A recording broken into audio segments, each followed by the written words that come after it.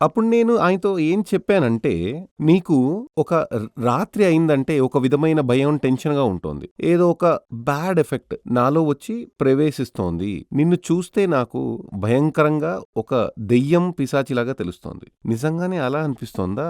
లేదా అలాంటిదేం లేదు. నేను అలా చెప్పి వేరుగా వచ్చేస్తాను.